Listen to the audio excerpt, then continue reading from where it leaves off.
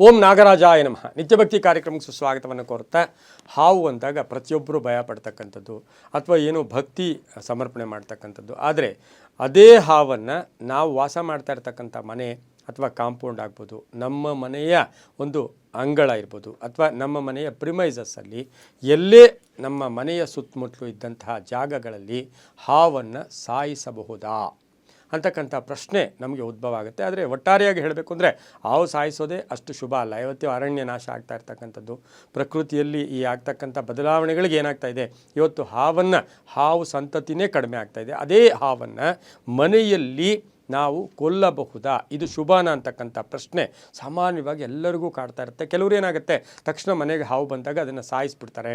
ಅದರ ಜೊತೆಗೆ ಏನೋ ಆ ಭಯವನ್ನು ನಿವಾರಿಸ್ಕೊಂಡ್ಬಿಡ್ತಾರೆ.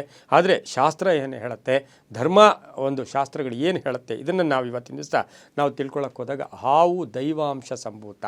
ಅದು ನಾಗರಾವೇ ಆಗಲಿ, ಇನ್ನೊಂದು ಹಾವಾಗಲಿ, ಮತ್ತೆ ಹಾವಾಗಲಿ. ಆದರೆ ನಾವು ಹೆಚ್ಚು ಪ್ರಿಫರೆನ್ಸ್ ಕೊಡ್ತಕ್ಕಂಥದ್ದು, ಹೆಚ್ಚು ಪ್ರಾಮುಖ್ಯ ಕೊಡ್ತಕ್ಕಂಥದ್ದೇ ನಾಗರಾವಾಗಿರ್ಬೋದು. ಆದರೆ ಬೇರೆ ಹಾವುಗಳು ಬರ್ತಾವಲ್ಲ ಸರ್ ಅಂತಕ್ಕಂಥ ಪ್ರಶ್ನೆಗಳು ಎಷ್ಟೋ ಜನ ಕೇಳ್ತಾರೆ.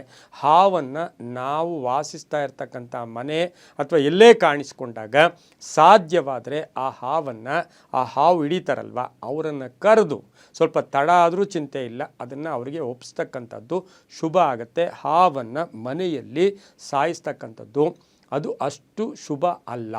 ಯಾಕೆ ಅಂದರೆ ನಮಗೆ ಗೊತ್ತು, ಹಾವು ದೈವಾಂಶ.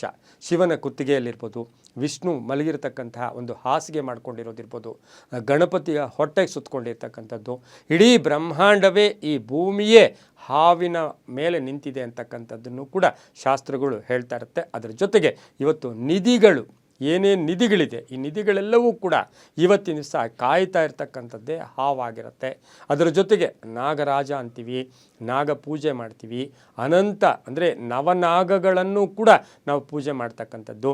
ನಮ್ಮಲ್ಲಿ ನಾಲಿಗೆಯ ಮೇಲೆ ನಾಗನ ಅಂಶ ಇರುತ್ತೆ, ಹಾಗೆ ಬೆನ್ನು ಮೂಳೆಯ ಮೇಲೆ ನಾಗನ ಅಂಶ ಇರುತ್ತೆ, ಹಣೆಯಲ್ಲಿ ನಾಗನ ಅಂಶ ಇರುತ್ತೆ. ಹಾಗಾಗಿ ನಿಮ್ಮ ಮನೆಗಳಲ್ಲಿ ಹಾವು ಬಂದಾಗ ಸ್ವಲ್ಪ ಆತುರ ಪಡದೆ ಆ ಹಾವನ್ನು ಹಾವಾಡಿಗ ಅಥವಾ ಅದನ್ನು ಹಿಡಿತಕ್ಕಂಥವ್ರಿಗೆ ಅಥವಾ ಅರಣ್ಯ ಇಲಾಖೆಯವರಿಗೆ ಅದನ್ನು ಒಪ್ಪಿಸ್ತಕ್ಕಂಥದ್ದು ಶುಭ ಆಗಿರುತ್ತೆ. ಇದರ ಕೆಟ್ಟ ಪರಿಣಾಮಗಳೇನು, ಹಾವನ್ನು ಸಾಯಿಸಿದ್ರೆ ಅದರ ಕೆಟ್ಟ ಪರಿಣಾಮಗಳೇನು ಅಂದರೆ, ಮುಂದಿನ ಪೀಳಿಗೆಗೆ ಆ ವಂಶಾಭಿವೃದ್ಧಿ ಆ ಮನೆಗೆ ಸ್ವಲ್ಪ ಕಷ್ಟ ಆಗುತ್ತೆ. ಅದರ ಜೊತೆಗೆ ಹಾವನ್ನು ಸಾಯಿಸಿದಾಗ ಆ ಮಕ್ಕಳಲ್ಲಿ ಎಲ್ಲೋ ಒಂದು ಕಡೆ ನೇತ್ರ ಬಾಧೆ ಕಾಡ್ತಕ್ಕಂಥ ಸಾಧ್ಯತೆಗಳು ಕೂಡ ಇರುತ್ತೆ. ಮಾನಸಿಕವಾಗಿ ತೃಪ್ತಿ ಇರೋದಿಲ್ಲ, ಸಣ್ಣ ಪುಟ್ಟ ಕಲಹಗಳು, ರೋಗ ರುಜಿನಗಳು ಜಾಸ್ತಿ ಆಗುತ್ತೆ, ದೈವಾಂಶ ಕಡಿಮೆ ಆಗ್ತಕ್ಕಂಥದ್ದಾಗ್ಬೋದು. ಅದರ ಜೊತೆಗೆ ಏನಾಗುತ್ತೆ, ನಮಗೆ ಗೊತ್ತು ಹಾವಿನ ದ್ವೇಷ 12 ವರ್ಷ. ಇದೆಷ್ಟು ಅದ್ಭುತವಾದ ಮಾತು ನೋಡಿ, ಅದು ನಿಜವಾದ ಮಾತು ಕೂಡ ಹೌದು. ಹಾಗಾಗಿ ನಮಗೆ ಅದು ಹಾನಿಯೇನು ಮಾಡಲ್ಲ. ನಾವೇನು ಮಾಡಬೇಕು, ಅದನ್ನು ಹಾವು ಕಂಡ ತಕ್ಷಣ ಅದನ್ನು ನಾವು ಒಂದು ಅರಣ್ಯ ಇಲಾಖೆಯವರಿಗೆ ಅಥವಾ ಬೇರೆಯವ್ರಿಗೆ ಅದನ್ನು ಕರೆದು ಒಪ್ಪಿಸೋದು ಅದು ತುಂಬಾ ಒಳ್ಳೆಯದು.